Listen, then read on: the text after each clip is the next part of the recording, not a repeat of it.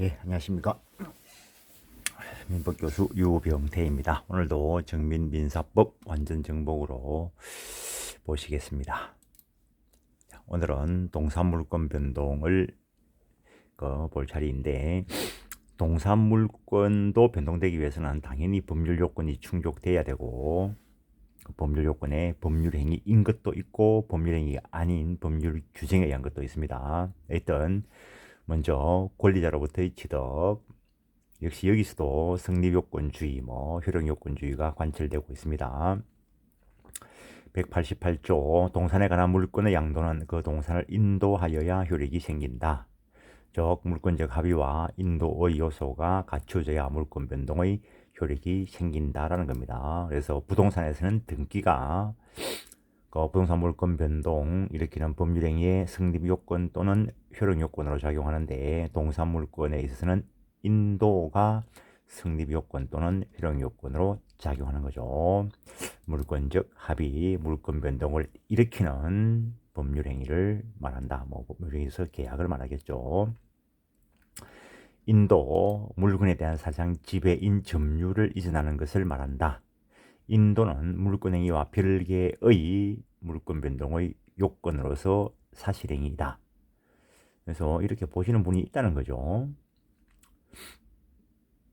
그 등기가 물권 행위의 성립 요건인가 또는 효력 요건인가 아니면 또 다른 별개의 요건인가에 대해서 견해 대립이 있다 했습니다. 그와 마찬가지인 것이고, 인도의 종류로서 현실의 인도, 권리와 점유를 함께 이전하는 거다 이렇게 생각하시면 되죠.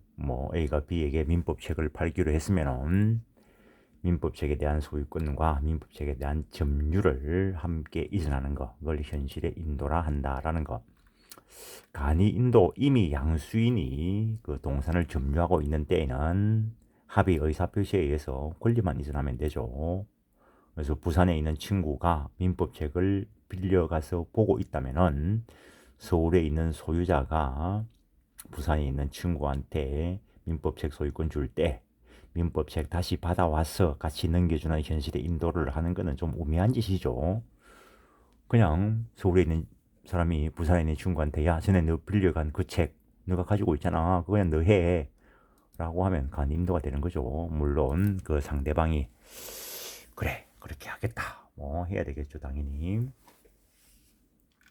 점유 개정, 이거는 양도인이 계속 현실적 점유를 하면서 권리만 이전하는 것을 점유 개정이다 라고 이야기를 하고, 그 다음에 목적물을 반환 청구권 양도, 그 동산이 제3자가 점유하고 있을 때 소유자가 그 반환 청구권을 양수인에게 이전함으로써 권리 이전하는 것을 말하는 것이고, 인도주의 예외 한계 했던 동산이 부동산의 종물일 때 부동산이 처분되면은 종물은 주문의 처분에 따르기 때문에 별도의 동산에 대해서 인도 없이도 그 부동산 권리 이전에 의해서 이전되는 것이고, 그 다음에 등기 등록의 대상이 되는 동산, 부동산처럼 다뤄지죠. 그 다음에 정권화 되어서 정권으로서 권리 이전할 수 있는 것이고, 이런 것들은 여기서 확인하는 것이라 해야 됩니다. 여기서 공부하는 게 아니고 다른 쪽에서 공부한 것을 여기에서 확인하는 거. 그럼 인도가 있어야 물권이 변동되는 거, 동산 물권과 관련되는 거, 동산에 대한 소유권, 그게 되겠죠. 결국에는 동산에 대한 소유권. 그 다음에 소유권 외의 동산을 대상으로 한 물권인 점유권, 유치권, 질권, 이거는 그 권리 변동적 성립 요건임과 동시에 이거는 효력이 유지 요건이기도 하다는 거. 점유권, 유치권, 질권자가 점유를 상실해 버리면 권리가 소멸돼 버립니다. 그 정도 하시고, 무권리자로부터의 취득, 선의취득은 원래 소유권 쪽에 조문이 있습니다. 근데 선의취득 대상이 되는 게 동산 소유권에 한정되는 것은 아니고 동산 질권도 일단 선의취득할 수 있습니다. 선의취득, 동산에 대해서 상대방 양도인의 점유를 신뢰하여 평온, 공연, 선의, 무과실로 그 물건을 거래상 양수한 자는 그 양도인이 무권리자라 할지라도 그 동산의 소유권 또는 질권을 유효하게 취득하게 하는 제도를 말하는데, 이거는 동산의 공시 방법인 점유에 대해서 공신력을 인정하기 때문에 나타나는 것으로서 동산물권 거래의 안정과 신속을 도모한다라고 이야기할 수 있습니다. 안정과 신속은 어떻게 보면 약간 배치되는 개념이긴 하지만, 서로 양도인 쪽이 무권리자라더라도 이러한 요건 하에 양수인이 양수를 받으면은 안전하게 소유권 취득할 수 있고, 그렇기 때문에 서로 저놈이 무권리자인가 이런 걸 의심할 필요 없다는 겁니다. 그러니까 신속하게도 거래가 될 수 있다는 것. 순위 취득의 요건.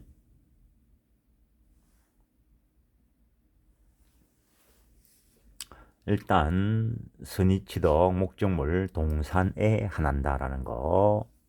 동산이지만 양도가 금지되면, 거래가 금지되면은 거래를 통해서 넘겨받을 수가 없죠, 유효하게. 그래서 양도가 금지되는 물건은 안 될 것이고, 그다음에 금전, 순수한 가치의 표상인 금전은 소지, 점유만 있으면 곧 소유권이 취득되기 때문에 선의 취득 법리가 적용될 필요가 없습니다. 그러나 단순한 물건인 금전, 단순한 물건이니까 선의 취득 법리가 적용되겠죠. 정권적 채권에 대해서는 채권법 등의 별도의 규정이 있고, 그다음에 등기 등록 대상인 동산은 부동산처럼 다뤄지고, 명인 방법에 의해서 공시되는 거, 이것도 부동산처럼 다뤄지죠. 그러니까 선의취득 대상이 될 수 없는 것이고, 정권에 의해서 표상되는 동산 그 자체만 분류해서 처분하면은 선의취득할 수 있습니다.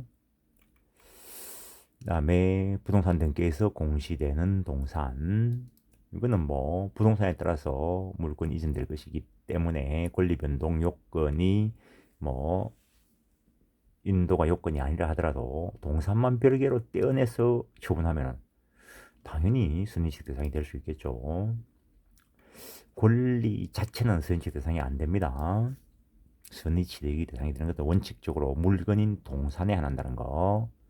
그 다음에 양도인이 점유는 하고 있어야 됩니다. 그 양도인의 점유가 직접 점유이든 간접 점유이든 자주 점유이든 타주 점유이든 그거는 일단 별개의 문제입니다.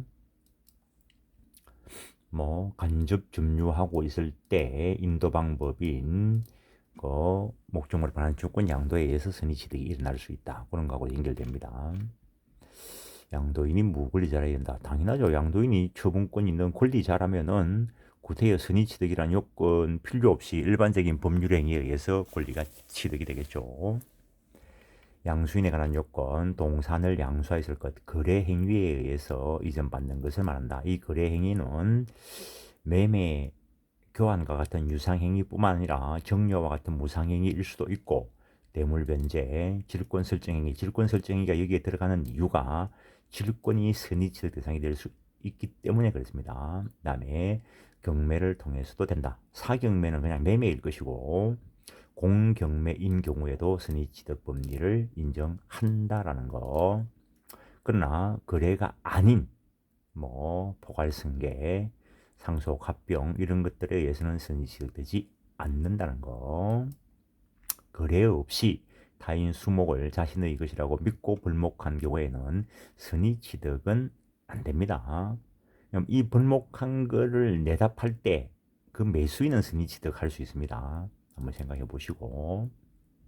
그 다음에 거래 행위 자체는 채권적으로는 완전히 유효해야 됩니다. 어차피 선의취득에 있어서 거래 행위는 물권적으로는 무효일 수밖에 없습니다. 왜? 양도인이 처분권이 없기 때문에. 근데 채권적으로는 완전히 유효해야 됩니다. 그 채권적 거래 행위가 무능력, 착오, 사기, 강박 이런 것들에 의해서 취소되어 버리거나, 지금 제한 능력이죠. 취소되어 버리거나, 그다음에 무권 대리 등으로서 확정적 무효가 되어 버리거나 이럴 경우에는 선의취득 법리가 적용되지 않는다는 거. 선의취득자의 점유는 평온, 공연, 선의, 무과실이어야 된다. 점유 쪽에 가보면은 선의, 병원, 공연 점유는 추정됩니다. 뇌물과실 점유는 추정되지 않기 때문에 선의 취득자가 자신의 과실 없음을 입증해야 된다는 거. 선의 취득자가 점유를 취득해야 되는데 이때 선의 취득자의 점유도 반드시 직접 점유일 필요는 없고 간접 점유이어도 무방합니다. 목적물에 반한 정권 양수를 받은 사람은 간접 점유를 취득하게 되겠죠. 근데 점유 계정에 의한 선의 취득은 안 된다는 거. 점유 계정이 일어나 버리면 실질적인 점유 이전이 일어나지 않고 양도인 쪽에서 계속 점유를 하고 있습니다. 이에 의한 선의 취득을 인정해 버린다면 누차에 걸친 점유 계정 현상이 일어나서 문제가 될 수 있겠죠. 그래서 누차에 걸쳐서 점유 계정이 있었을 때에는 현실적으로 점유를 취득한 자가 소유권 취득한다는 거. 그 다음에 선의 취득의 효과. 선의 취득되는 물건은 소유권과 질권이고 선의 취득의 성질 원시 취득으로 봅니다. 일반적인 견해가. 선의 취득의 효과는 확정적이기 때문에 선의 취득자 스스로도 그 효과를 거부하지 못한다는 거. 물론 뭐 만약 선의 취득하시니까 가져가라 뭐라고 해가지고 그 진정한 소유자가 가져간다면은 별개의 합의에 의해서 될 수는 있겠지만 그냥 선의 취득자가 내 선의 취득 효과 누리지 않겠다 라고 하면서 뭐 진정한 소유자가 가져가기 싫음에도 불구하고 가져가라고 할 권리는 없다는 거죠. 선의 취득자는 원칙적으로 부당이득 반환 의무를 지지 않는다. 그러나 무상으로 선의 취득했을 경우에는 좀 논의가 있습니다. 논의가 있는 거는 그냥 논의가 있다고 넘어가십시오. 뭐 견해 대립이 있다. 지금 뭐 어느 게 다수설이다, 뭐 소설이다, 뭐 이런 걸 논할 수가 없죠. 판례가 있을 때는 판례에 따라서 딱 확정적인 답이 떨어지겠지만 그렇지 않을 경우에는 견해 대립이 있다 정도 하고 넘어가는 겁니다. 도품, 유실물에 관한 특징. 도품, 동산이 도품이나 유실물인 때에는 피해자, 유실자는 도난 또는 유실한 날로부터 2년 이내에 반환 청구할 수 있다라고 해놨습니다. 이때 도품과 유실물에 한다. 도품이란 절도 강도에서 점유자의 의사에 반해서 그 점유를 박탈당한 것이고 유실물은 점유자의 의사에 기하지 않고 점유가 이탈된 것. 쉽게 이야기하면 그냥 잃어버린 거죠. 사기 공갈 행령에 의해서라도 넘겨주었더라면 스스로 넘겨주었더라면 여기의 도품 유실물에 포함되지 않는다는 거. 점유 보조자의 행령물은 여기서의 도품 유실물에 해당되지 않는다라고 이야기합니다. 점유 보조자가 형법상 뭐 몰래 가져가면은 이게 절도죄로 처벌될 수 있는 것은 형법상의 문제이고 민사상으로는 도품으로 보지는 않는다는 거. 그 다음에 도품이나 유실물이 금전인 때에는 250조 적용 안 한다는 거죠. 가치의 표상인 금전을 말합니다. 가치의 표상인 금전은 249조가 적용 안 되기 때문에 당연히 250조도 적용 안 되고 249조 이야기할 때 물건으로 처리되는 금전 그 경우에도 이 특칙이 적용 없다라고 해야 됩니다. 논리상 그렇습니다. 그 다음에 2년 뭐 제척기간이냐 뭐 시효기간이냐 뭐 걔네들이 있다 정도. 이 반환 청구 기간 또는 이 소유권 기속과 반환 청구권의 성질이라는데 그 소유권이 원소유자에게 그대로 있느냐 아니면 선의취득자에게 있느냐에 대해서 논의가 있다 정도. 그 다음에 251조에서 도품이나 유실물을 경매나 공개 시장에서 또는 동종류의 물건을 판매하는 상인에게서 법조문에 선의로 취득한 때에는 피해자 또는 유실자는 양수인이 지급한 대가를 변상하여야 물건 반환 청구할 수 있다 하는데 이때 양수인의 대가 반환 청구권 인정된다고 보는 것이고 251조 조문에는 선의만 되어 있습니다. 그런데 이 251조도 249조를 전제한 것이기 때문에 양수인이 선의 무과실이어야 대가변상 청구권이 인정됩니다. 그래서 251조는 249조를 전제로 한 것이기 때문에 당연히 선의 무과실이어야 한다라는 것. 그 정도 하시고, 지상물에 관한 물권의 변동, 임목에 관한 물권 변동, 임목, 토지에 부착된 수목의 집단으로서 소유자가 임목에 관한 법률에서 등기함으로써 토지와 독립된 물건으로 다루지는 것을 임목이라 한다는 것.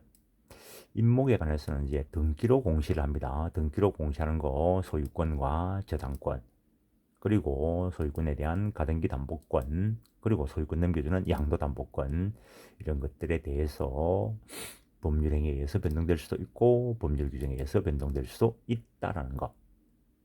그다음에 임목 소유자와 임목이 부착된 토지 소유자가 경매 기타 사유로 달라지게 된 경우에는 지상 임목 소유자에게 지상권을 취득시키는 법정 지상권 규정이 임목에 관한 법률 쪽에도 있다는 거. 기타 명인방법이 어떤 건가는 저 앞에서 말씀드린 적이 있습니다. 명인방법에 의해서 공시되는 것은 기록의 소유권일 것이고, 따라서 소유권과 양도담보권이 명인방법에 의해서 공시될 수 있다라는 거. 그 정도 하시고, 물권의 소멸, 물권 소멸도 물권 변동의 한 유형으로서 당연히 법률 요건이 충족되어야 소멸됩니다. 법률 행위로 소멸될 수도 있고 법률 규정에 의해서 소멸될 수도 있는데, 물권법 선에서 보는 것은 대체적인 공통된 소멸 원인을 봅니다. 물권 포기할 수 있다라는 거. 물권 포기는 단독행위인데 점유권과 소유권 포기는 상대방 없는 단독행위로 보고, 제한물권 포기는 소유자에 대한 상대방 있는 단독행위로 본다는 것이 일반적인 견해. 부동산 물권인 경우에 포기 의사 표시만으로 효력이 발생하냐, 아니면은 등기까지 있어야 되냐, 뭐 논의가 있다는 거. 뭐 동산에 대해서는 점유 포기까지 필요하냐의 문제이고, 물권의 포기는 물권자가 자유로이 할 수 있다. 그러나 그 포기가 타인의 이익을 해치는 데에는 그러하지 않다. 당연한 이야기. 권리가 제한당하고 있을 때에는 그 제한 물권 가지는 자, 그자의 이익도 보호되도록 해야 되겠죠. 소유권의 사용 수익 권능만의 대세적 포기가 허용되느냐? 안 된다고 봅니다. 소유권은 사용, 수익, 처분의 효력을 누리는 완전 물권으로 전제되어 있습니다. 그런데 사용 수익권만 뭐 포기하는 그런 걸 인정해 버리면 민법에서 인정하고 있는 소유권과 다른 또 다른 소유권을 창설시키는 효과를 발생시키게 되겠죠. 그래서 물권적 포기는 허용되지 않는다. 뭐 채권적인 거야 뭐 대세적 효력을 가지는 것이 아니기 때문에 인정되어도 상관없고, 목적물이 멸실되어 버리면, 홍수가 나서 멸실되던 뭐 불이 타서 멸실되던 목적물이 지구상에서 없어지면, 또 이래 이야기하면 또 화학 공부하는 사람들은 화학 변질로 지구상에 또 다른 물질로 존재할 건데, 그런 거 하지 말고 일반적인 입장에서 목적물이 멸실되면 거기에 존재하던 권리도 당연히 멸실된다. 그러나 가치 변형물에 존속할 수 있는 경우가 있다는 거, 물상대위와 관련되는 것이 있는데, 그거는 나중에 저당권 쪽에 가면은 이야기가 됩니다. 물론 이미 이번 진도에서는 담보물권을 먼저 했습니다. 그 다음에 혼동, 대입되는 두 개의 법률상의 지위 또는 자격이 동일인에게 기속될 때 물권이 소멸돼가는 것을 혼동이라는데, 혼동은 그 법적 성질이 사건입니다. 소유권과 제한물권이 동일인에게 기속될 경우에 그 제한물권이 소멸되는 것이 원칙이겠죠. 그런데 그 소멸될 제한물권이 제3자의 권리의 목적이 된 때 그자의 이익을 위해서 존속할 것이고, 혼동으로 소멸할 제한물권자가 소유권을 취득했을 때, 그때 그자의 이익을 위해서도 존속시켜야 되는 경우가 있습니다. 선순위 제한물권자가 소유권 취득하고 왔을 때 후순위 권리자가 있을 때는 선순위 제한물권을 존속시켜 둬야 될 이익이 있습니다. 그 다음에 제한물권과 그 위의 제한물권. 그래서 소유권과 제한물권, 부동산 가지고 보면은 갑구에 있는 소유권과 을구에 있는 제한물권과의 문제인데, 제한물권과 그 위의 제한물권, 이거는 을구에 있는 제한물권, 즉 독립등기로 성립된 제한물권과 그 위에 부기등기로 된 제한물권 위의 제한물권과의 혼동이 됩니다. 그 정도 하시고, 물론 뭐 또 한 단계 더 들어가면은 제한물권 위에 제한물권 위에 제한물권, 그런 것도 생각해 볼 수 있습니다. 성질상 혼동으로 소멸하지 않는 경우 점유권은 점유를 요소로 하는 그 본권과 혼동에 의해서 소멸되지 않는다. 점유권은 사실상 지배만 있으면 인정되는 것이고, 소유자는 소유권으로서 점유할 수 있습니다. 그래서 소유자가 점유를 한다면은 그 소유자는 소유권도 가지고 있고 점유권도 가지고 있습니다. 유치권도 마찬가지고. 그래서 소유자이면서 점유자인 자가 뭐 침해를 받으면 점유권에 기한 물권적 지원권 행사할 수도 있고 소유권에 기한 물권적 지원권 행사할 수도 있습니다. 이 정도 하시고, 가등기와 관련돼서 이야기가 있는데, 그